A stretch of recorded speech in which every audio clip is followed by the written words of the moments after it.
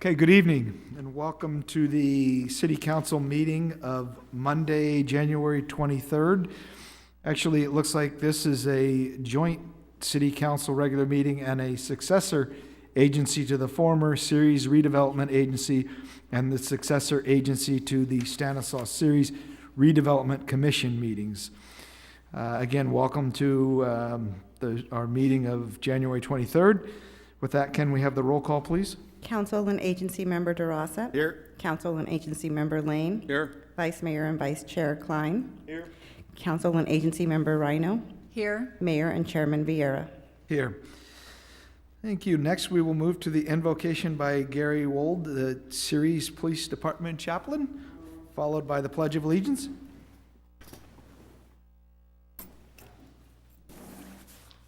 And if we could, excuse me, 'tis the season, so if my voice gives out, you'll know.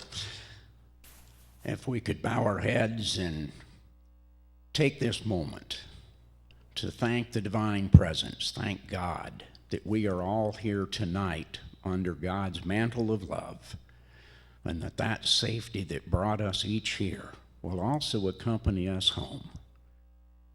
The love that is here will permeate every heart, and every word that is spoken is a word of love, and every word that is heard is a word of love. For everybody here tonight dearly loves the city of Ceres, for it is a wonderful city. And we know that everybody here will hear something new that will help them move forth tomorrow and next week. Thank you, Father. Thank you, Father, Mother God, for your blessings upon us and upon this meeting. So it is. Amen. Amen. Pledge of Allegiance to the flag of the United States of America and to the republic for which it stands, one nation, under God, indivisible, with liberty and justice for all. Thank you, Chaplain. Moving on, we have no presentations this evening. Citizens' communications to the council on matters not included on the agenda. While the City Council welcomes and encourages participation in City Council meetings, adopted rules allow no more than 5 minutes for expression of non-agenda items. Matters under the jurisdiction of the City Council and not on the posted agenda may be addressed by the general public. However, California law prohibits the City Council from taking action on any matter which is not on the posted agenda unless it is determined to be an emergency by the City Council. Citizens are entitled to address the City Council on any agenda item subject to the 5-minute provision. At this time, I will ask anyone that would like to speak. I do have one item from Shirley Connor who would like to speak on this. If you could please come up to the podium. Thank you. Thank you. And I think you're Daryl. So I spoke to Daryl about 4:30 this afternoon, and I told him he could pass on my concerns to the City Council.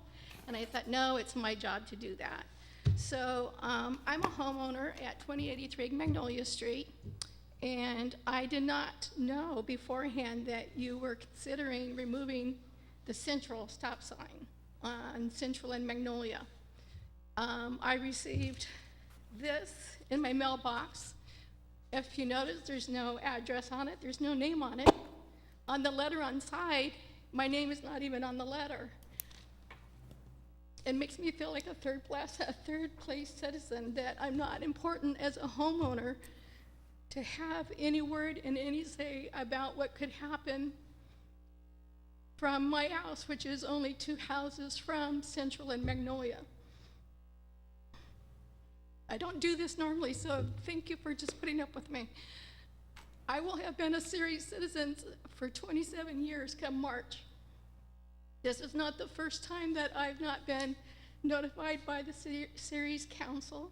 It's not necessarily you, because there's been other councils about other things that are going to be taking place that would be detrimental, something that could happen to my home.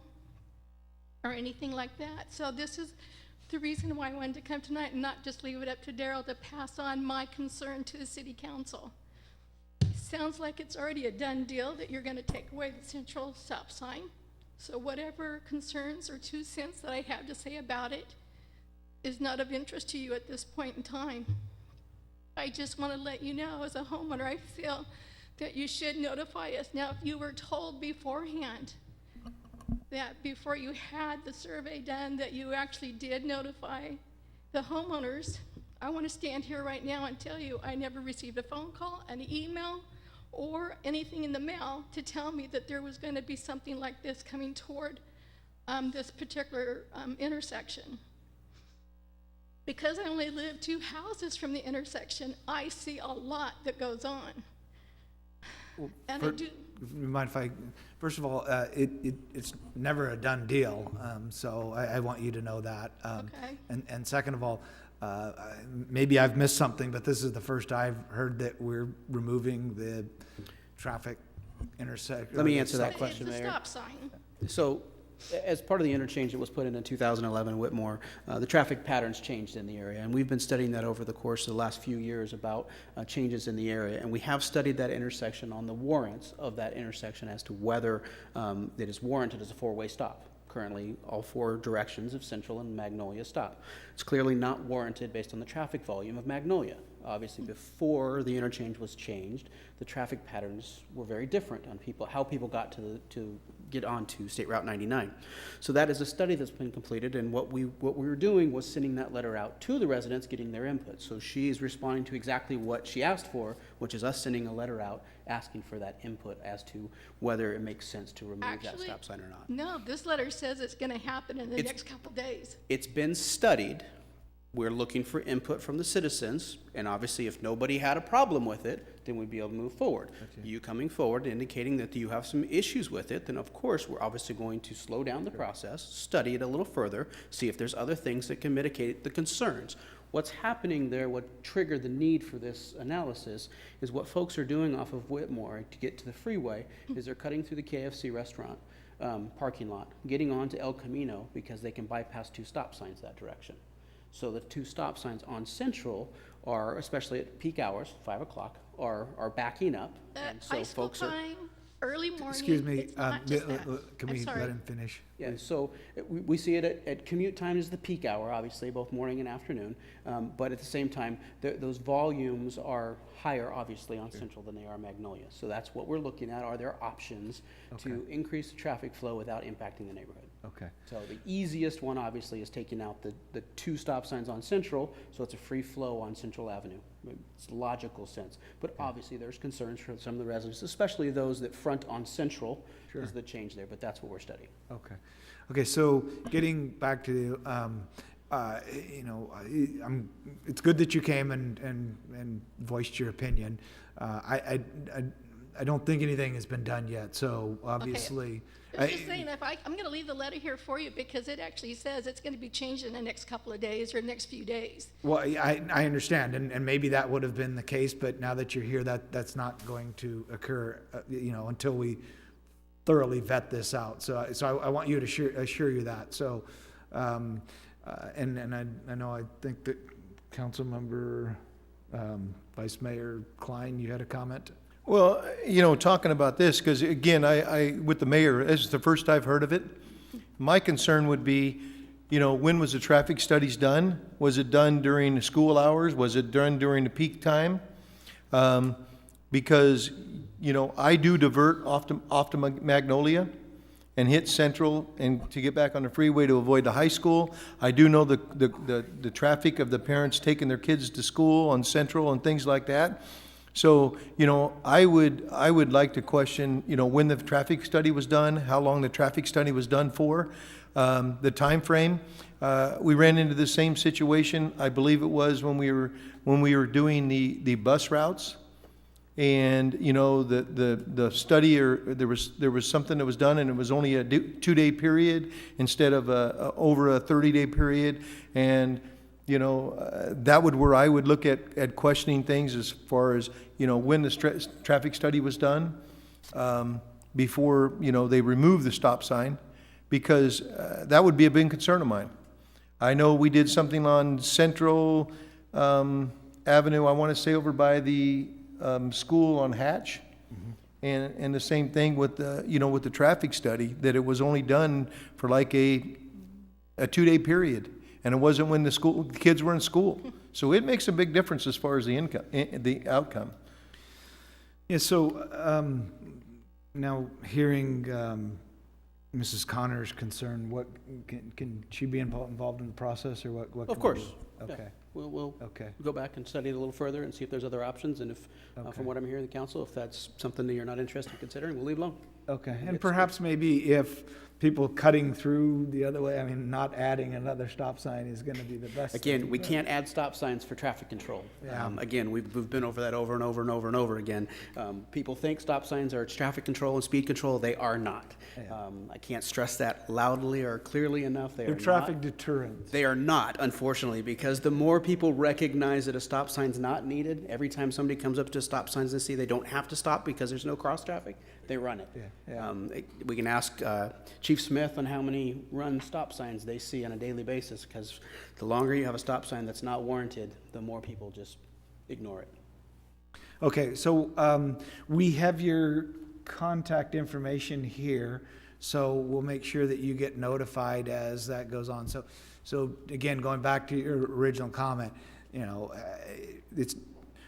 there's not scheduled to come out yet. Okay. Okay, so, May I go ahead and just make a comment? And I only spoke to one other neighbor, and I'm not here for my neighbors, I'm here for myself. But we kind of got the idea that that probably was the situation, is because with the new overpass, that type of thing, and there is a lot of traffic. I mean, I live here, I see it all the time. I do go through there some of the busy times, and I don't know what the answer is. I don't know if taking the stop sign away is gonna be the answer. It's gonna be near impossible. I think Mr. Maynard kind of recognizes it, is that for where I am, I'm actually kind of close to the freeway. I'm like that little block before you get to the freeway. So I do use that intersection a lot. That's how I get to go where I want to go. And trust me, it's going to be a headache, and it's going to be where I'm just going to have to go a little bit longer, go back around or whatever to go where I need to go. But some of the things I think this gentleman over here mentioned is that you're right. People don't stop at the stop signs. I watch them, and it's just like, oh my God, this is crazy. People don't even think about a stop sign there. If there's not a stop sign there and there's a road, they're not going to think, oh, this is an intersection and I need to stop back here so I can get somebody on Magnolia on here. Trust me. I just know. But thank you for your time. I'm glad I did bring it forward. I had no idea. And I appreciate any information you can give me later on. yep, we'll make sure that you're involved in the process. Thank you so much. No Have a problem. good evening. Thank you. Is there anyone else that would like to speak on a non-agenda item?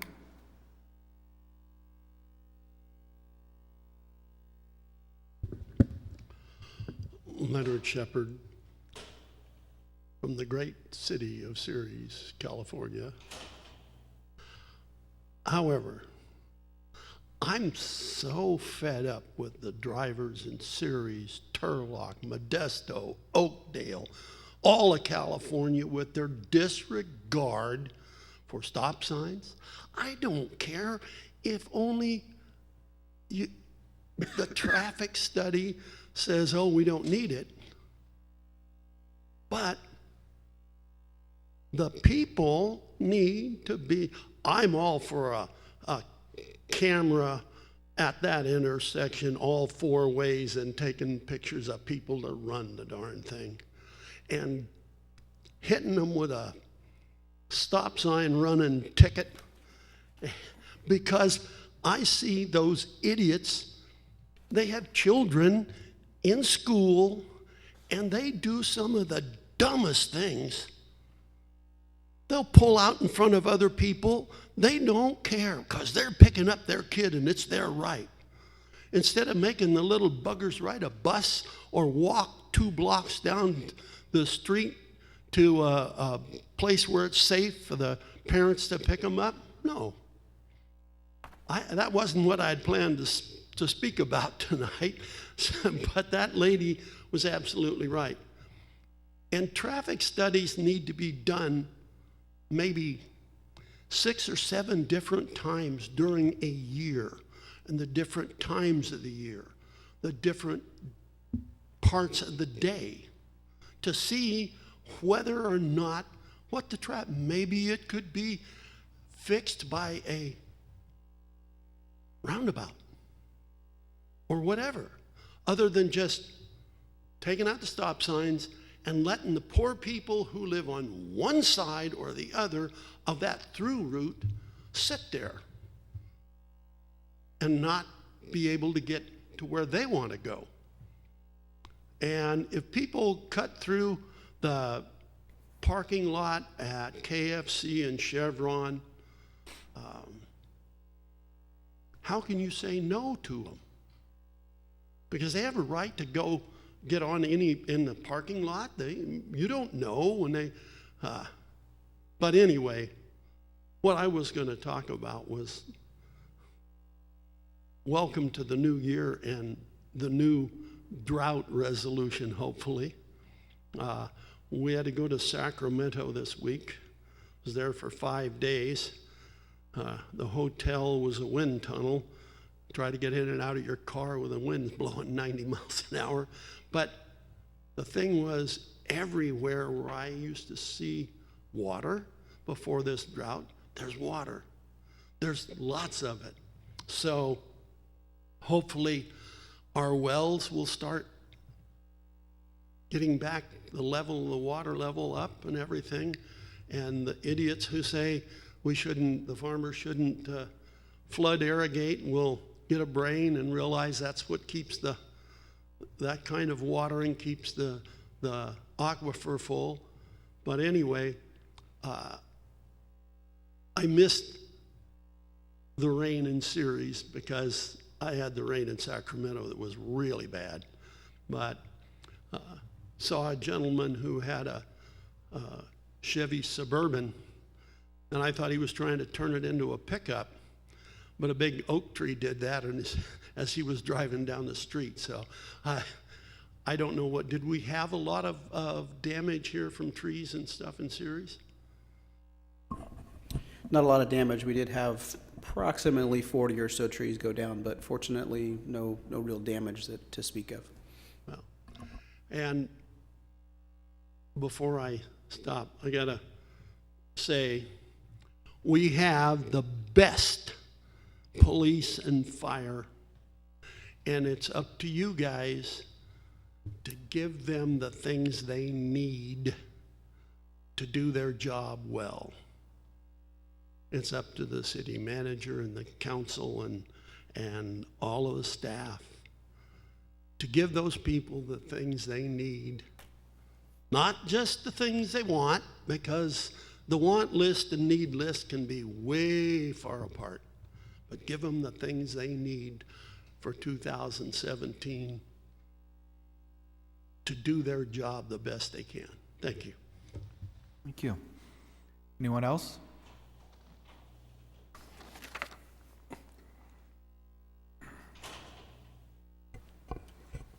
Hello, Don Donaldson, 2305 Joy Avenue.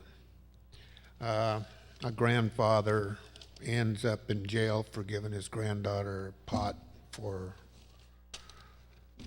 health reasons, I guess. I don't know. Here's California state law. A handyman can perform up to $500 of work, including parts and labor, because California doesn't offer special licensing for handyman. So I can go over across the street and put his 100-amp breaker in if I don't charge him over $100. I can do roofing if I don't charge him over $500 to take it off, $500 to put the R30 on. Anyway, I can do this if they get the permit, and it's a California state law. I asked my friend that works for TID if I could hook up my motorhome up to the electrical panel if it's UL approved. He said yes, as long as it's under and you're not cheating the people out of it if you're paying for the electricity. So is there a city ordinance that you cannot have your motor home hooked up to the electrical if it is legal? Is that not legal? I'm not sure that the hookup is the question, is how long it stays hooked up. What difference does it make as long as it's UL approved electricity? Because we have some ordinance related to how long it can be parked in a certain area. So it's not necessarily, I mean, if you're only plugging it in for a certain period of time, I don't know that there's any issue with that, at least not that I'm aware of. But if you leave it on the street for a month. No. and it's plugged In the then park, yes. in my driveway, because the batteries, now it won't start. So if you take it, you have, Mike, you have a motor home. Is it hooked up or no? It's hooked up 24/7. Yeah, see, I mean, your refrigerator ruins if you don't have it hooked up for propane or the electricity. Did you get a ticket, Don, for being hooked up? I was told to take everything out of it, to take all the wires off, and he called the assistant fire chief out there, and he looked at it, and then I had to call an inspector, or they called an inspector out, and he said everything's okay. And that's what Azevedo did to me. He told my wife, you're going to either take that out, or we're going to make the people move out that's renting your house. You can't use it as a secondary living unit. There's the difference, right? I mean, in terms of having it hooked up for the purposes of recharging you, that is not an issue as long as it's parked legally, consistent with our ordinance. But if someone is living in it and is plugged in for the purpose of living in it, that is also a code violation. So two different issues that we're speaking of there. So if nobody's living in it, it's legal. Is that? That is correct. That's correct. Okay. All right. So, and another that I know it's fire hydrant. Why is it right here at the corner here, you got a fire hydrant and it's painted red? You got a fire hydrant right down there and it's painted red. Over here on Magnolia, you got a fire hydrant, and then you got 4 parking places right there where people can go in there and drive and park, right by the fire hydrant. I don't understand. Is that trickery, or is that, what is this? State law is the same. You can't park within 20 feet of a fire hydrant regardless of Well, whether why there's did red you paint. put parking places there where people can park? I park there every time I go to the And you could be cited John for and it. Jack's. You could be Why don't cited you for paint it. them red like you do these here? That's trickery. It's not trickery. Again, whether the is. curb is there or not. So you want to volunteer to paint red curbs for us? No, I'm not Okay, going I to. didn't think so. No, So- I'm not going to. I just don't understand why. You want to paint red curbs, Lynn? No. No. I'm not a very good painter. And garbage cans. You know the garbage cans right out here are still out there? I told you the last time I was here, you got garbage cans right out there. You still got garbage cans over here by the courthouse. Don, as we spoke, all you have to do is give me a letter of your complaint and we'll take care of it. No, I ain't gonna complain about Exactly. something like that, but I'm just saying that my neighbors, I put roofs on my neighbors, I put gutter on my neighbors, I put air conditioning on my neighbors, and you say the neighbors are complaining about me. I define neighbors complaining. Which one of the neighbors? Don, we spoke for an hour and a half on this issue. I know. This issue's been resolved. I know, but it aggravates me not to know somebody that's doing this whenever I'm doing all the work around there for the people. Council would like to change the policy on how we respond to code enforcement officers. Yes. Please provide me direction, otherwise this issue is completed. Something's got to happen. Maybe. Taco trucks. Taco trucks. I just stopped down here on Crow's Landing. Lily's dad owns a taco truck, and I got 2 burritos that cost $4. If this is about us we're having an upcoming study session about food trucks. Oh, are you? Yes. Yes. Okay.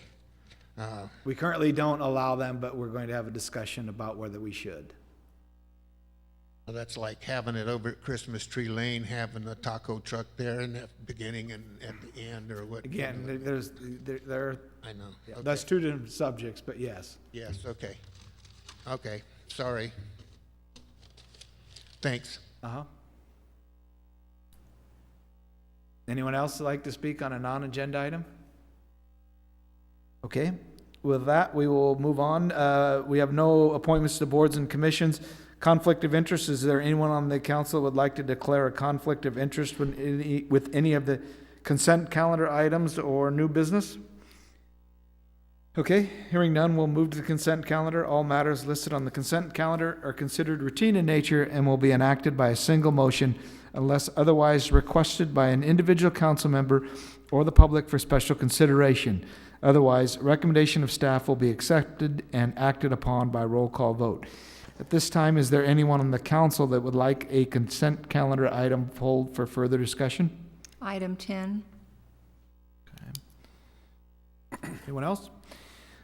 Okay. Is there anyone in the audience that would like a consent calendar item pulled for further discussion other than item 10? Okay. With that, I'll bring it back to the council for the direction on the other items. Move for approval of 1, 2, 3, 4, 5, A, B, C, D, E, 6, 7, 8, 9, 11, 12, and 13. Second. We have a motion and a second by Councilmember Ryno. Can we have the roll call, please? Council and Agency Member Durossette. Yes. Council and Agency Member Lane. Yes. Vice Mayor and Vice Chair Kline. Yes. Council and Agency Member Ryno. Yes. Mayor and Chairman Vierra. Yes. Motion passes 5-0. Okay, thank you. Item number 10, resolution number 2017-09, approving a master services agreement with Civic Plus to design and implement a new city website, authorize the city manager to execute the agreement, and approve a budget amendment to fully fund the project. Councilmember Ryno? Well, I think our website is definitely overdue for an overhaul. My only concern is, will we be able to maintain it after we've spent the money to update it? Because currently we can't update it. Well, currently, we're under contract to update the website, so all of staff does not have the technical ability with the way the website is set up to actually do updates to the website. We have to send them off to our vendor who does the update, so it's rather cumbersome. This new website, one, is much more user-friendly, and we'd be able to push down the responsibility for updates for individual department page down to the lowest level possible. So we'll be able to keep the website much more fluid and much more dynamic and updated on a regular basis, as that responsibility will push down to the department level rather than waiting at the IT and clerk level. So yes, we are anticipating a much more frequent update to our website, but obviously it will take effort on part of all departments as well as my office, and continuing to make sure that folks don't get a little bit behind on updating the website. So that obviously will be something that will key in the overall design process. Will take about 6 months. So then once we roll that website out, obviously will need to be some ongoing internal protocols put in place so that we continue to update the website. When they start the new web page, are they going to take what we currently have, or are they just going to basically start from scratch? Because we do have a number of pages or departments that haven't been updated. We'll take the data as starting points, but obviously everything will be rebuilt. It'll be a new website from scratch, but several of the data points will be useful, but the overall website will be a complete redesign. Okay, my only suggestion then would be that the departments maybe look at their web pages now and get them up to date so that they're not transferring information that isn't up to date. Correct. Each department has designated a liaison to the overall committee that will be working on this design, and that information has been passed on to the departments to begin that overview before we have a kickoff meeting, which will be in early February. All right, thank you. Vice Mayor Kline? Mr. Wells, because you just said that it's going to be passed on to the responsibility of department heads and down further as far as the updates, is there anything that we can do as far as maybe, if needed, negotiating more on-site implementation and training? Because in the contract it calls for 3 days of on-site training. What if we need more than that? We can add, it would obviously be an increase to the contract, but we can add that. We do feel, in meeting with the consultant and the overall plan of attack, we feel it is sufficient based on the user-friendliness of the overall website, but if we need additional training, we can contract for that. And is part of that training going to be for the person that's going to be updating the site? Yes. Okay, Yeah, the whole committee would be in on that training. all right. Any other questions? Is anyone in the audience that would like to address this item? Just a comment, your website is. This is why we're going through the process. Okay, with that, I'll look for direction from the council. Move to adopt Resolution 2017-09. Second. Okay, we have a motion and a second. Can we have the roll call, please? Council and Agency Member Durossette. Yes. Council and Agency Member Lane. Yes. Vice Mayor and Vice Chair Kline. Yes, Council and Agency Member Ryno. Yes. Mayor and Chairman Vierra. Yes. Motion passes 5-0. Thank you. Moving on, we have no unfinished business this evening, no public hearing. We have one new business item, legislative update for 2017. Mr. Wells? Thank you, Mayor. As we discussed last year, we've kind of moved forward on a different process of handling our legislative platform this year. And so before we kind of discuss the differences for us, I thought it would be useful for Stephen Qualls to come to give a kind of legislative update from the League of California Cities from the local perspective here. And then once he's done, we'll kind of get into the legislative platform, how we'll move forward for calendar year 2017. So with that, Stephen. Thank you. Excuse me. Honorable Mayor, council members, staff, and members of the audience, I want to thank you very much for inviting me here tonight to give a quick legislative update for the year 2016, and also look forward to 2017. I want to let you know that I am going to be giving the Reader's Digest version. So if you want any more information on any of this stuff that I've covered, please let me know and I can give it to you. For those in the audience who do not know who I am, my name is Stephen Qualls, excuse me, and I'm the Regional Public Affairs Manager for the League of California Cities. So in the year 2016, a number of items had come forth. There was an effort to secure reliable transportation funding. There were bills addressing affordable housing and homelessness. There was a number of bills that were limiting local authority affecting local planning and housing. And there were marijuana legislation in anticipation of legalization. I'm sure, as you all know, the Democrats hold a 2/3 majority in both houses of the legislature, but their majority is very slim. There's only one seat in the Senate and 2 in the Assembly. So they still sometimes need Republicans to pass certain types of legislation. Transportation funding. Excuse me. In 2015, the governor established the Transportation Conference Committee, and they were to work together to try to come up with some kind of a bill or legislation to put on the ballot to increase transportation funding. Unfortunately, they were not able to reach any kind of agreement. That had to do a lot with differences in where the money was going to come from and other kind of administrative changes. The Republicans mainly wanted cap and trade funds and secret relief, whereas the Democrats wanted increases in gas, diesel taxes, as well as registration fees. And since they needed a 2/3 vote to place this in the ballot, they were not able to reach agreement. Affordable housing. The governor brought forth his buy right proposal, and this would have limited public input and discretionary review, things such as conditional use permits. This made for very strange bedfellows. It's not very often you see the League of California Cities, labor, and environmental groups all opposing the same bill. Luckily, we were able to kill it. SB 1000. This is going to require environmental justice elements in all new general plans and general plan updates. AB 2734. This would have required the Department of Finance to calculate what the savings were to the state from the dissolution of redevelopment agencies and required that 50% of that be returned to local government for affordable housing. SB 1069.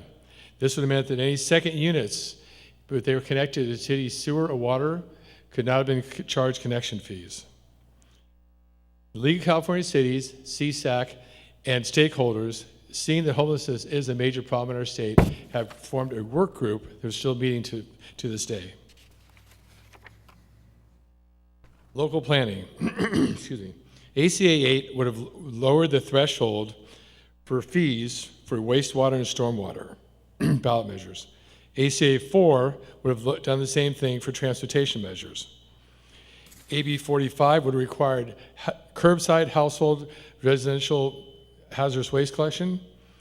AB 1978 requires janitorial contractors, which a lot of cities are, to register with the Department of Labor Relations, and there's a lot of other conditions too that are required under that bill. AB 1934, city must offer density bonuses on mixed-use projects. AB 2835, require mandatory public employees orientation with a content determined by the representative group, and it is non-negotiable. Now this one is dead, but as we all know, it'll be back. In fact, they've already told us this year they're introducing a bill. Excuse me. And SB 876 would have made it illegal, or I'm sorry, you could not cite people for sleeping in their cars or any other public place. And that too will probably be back. Marijuana and public safety. So a lot of bills were introduced. Most of them had to do with cultivation, transportation, and health concerns. But also they were related to making sure we kept the local control that we established with AB 266. And most of them that were looking at anticipating that legalized marijuana would be placed on the ballot and that it would pass. And just like marijuana, drones were a major topic in 2016. Unfortunately, most of the bills that passed were vetoed by the governor. But one bill, SB 807, completely protects public safety from any liability when it comes to destroying or anything that might happen from drones that enter an area. Excuse me. So every year, the League of California City puts together a legislative voting record. And as you can see, both your Senator Cannella and Assemblymember Gray did very well. Now, these are based on their votes on economic development, local control, and the California Voter Rights Act. I told you I'm going fast. So we have a new executive director. Chris McKenzie left after, I think, 17 years, and we have Carolyn Coleman. She came with us from the National League of Cities. She started in December. 2017. There's two major issues the legislature is looking at addressing: transportation and affordable housing and homelessness. Transportation, there's already been two bills introduced. They were introduced on the first day of the new year and legislative year, AB1 and SB1. They would both raise $6 billion. $2.2 billion of that would go to local governments, to be split 50-50 between cities and counties. Some of the items included in this is a 20-cent increase in the gas tax, a $38 increase in vehicle registration fee, a $300 million in cap and trade funds, the unallocated parts, registration fee for zero-emission vehicles. As we know, they use our roads but don't pay since they don't pay for gas. They do slightly differ. SB1 is $165, AB1 is $100, and there's a lot of other related revenue enhancers involved in that. Affordable housing.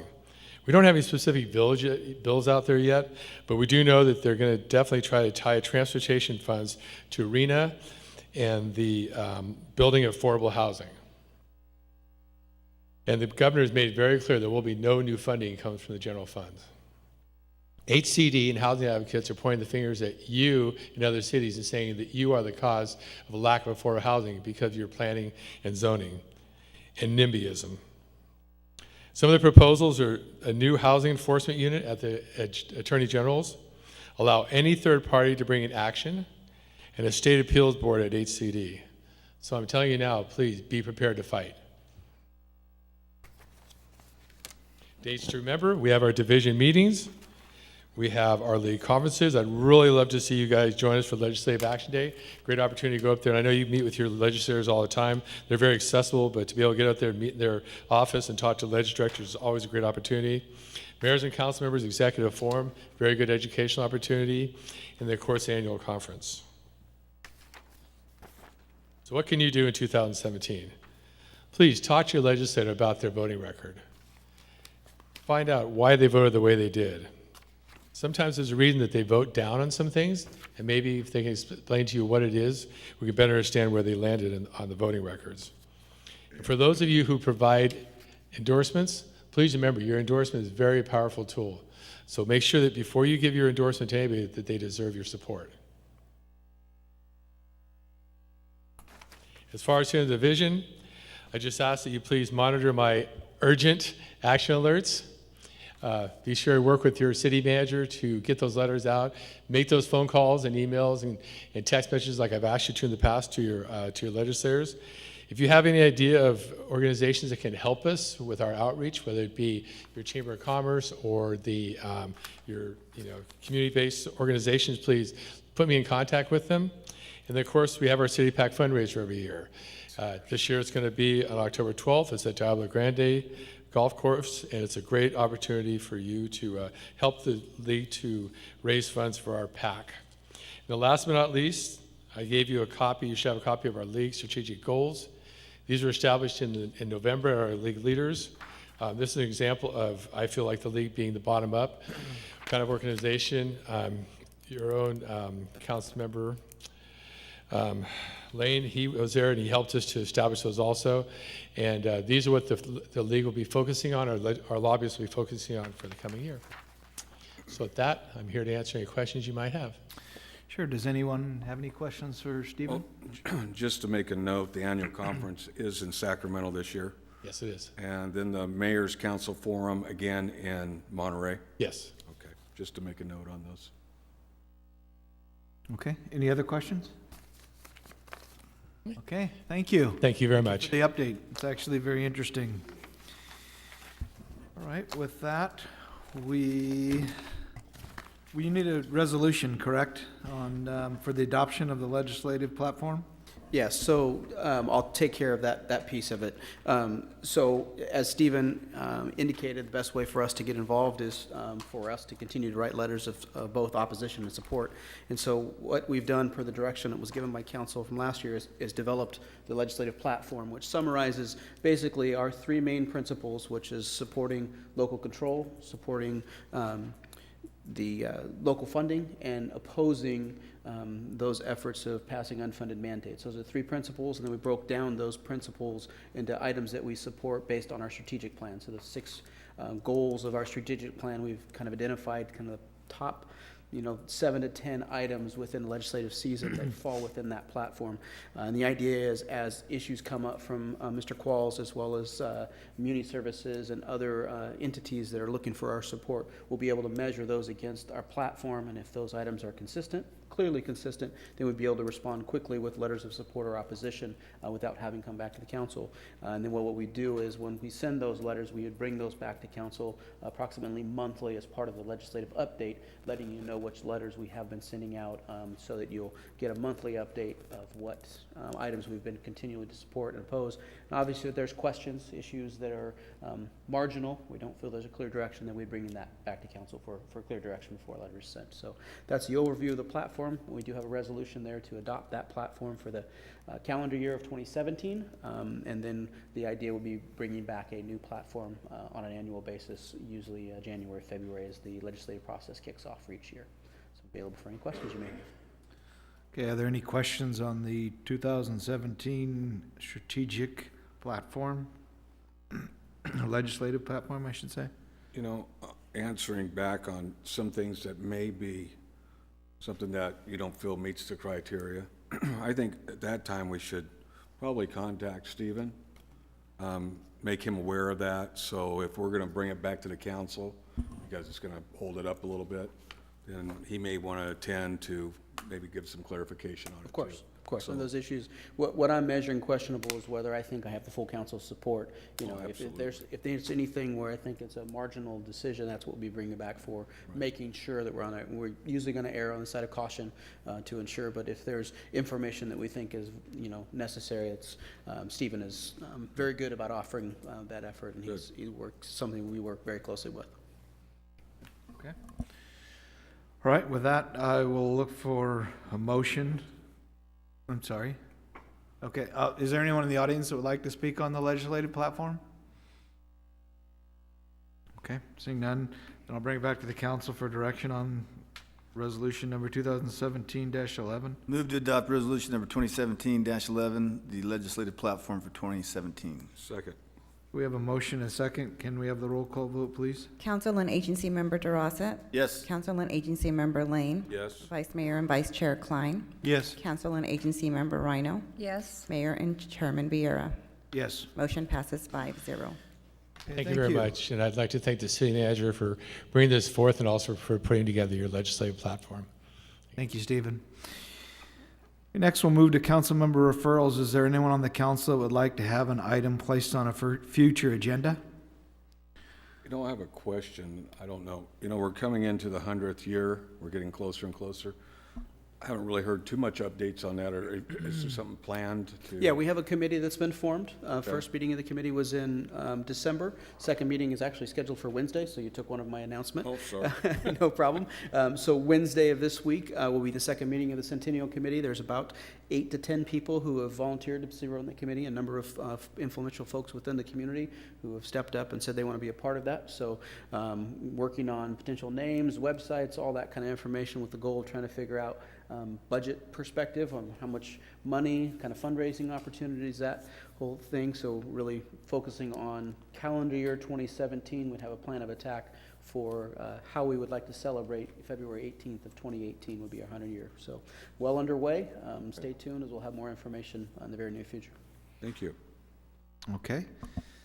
We'll move on to reports. Just a quick report.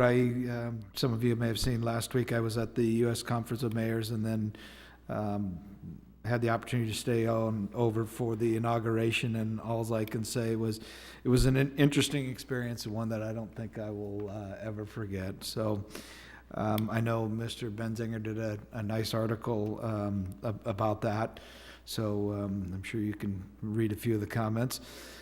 With that, Councilmember Ryno? Nothing, Mayor. Vice Mayor? Kline? I would like to see if staff can either get with the school district.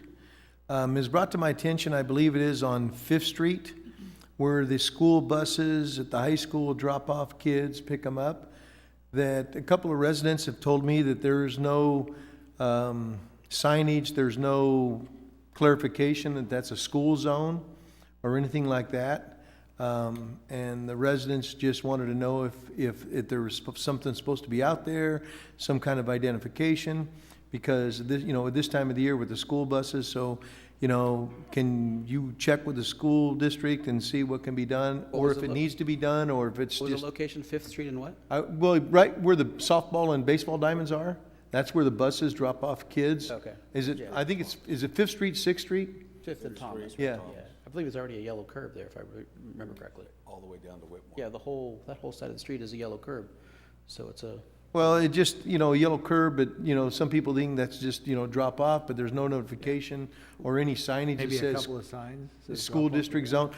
It was just brought to my attention, I'm just passing it on. we'll follow up. Okay, thank you. Okay. Councilmember Lane? Nothing. Councilmember Durossette? Nothing. Okay, Ms. Dean? Tom? Nothing, Mayor. Mr. Wells? Couple quick items. First one, I wanted to, as the saying goes, give a little shout out to our Public Works Department. As we all know, California is not used to rain, and this month has seen an inordinate amount of rain, which is really nice, obviously filling up reservoirs.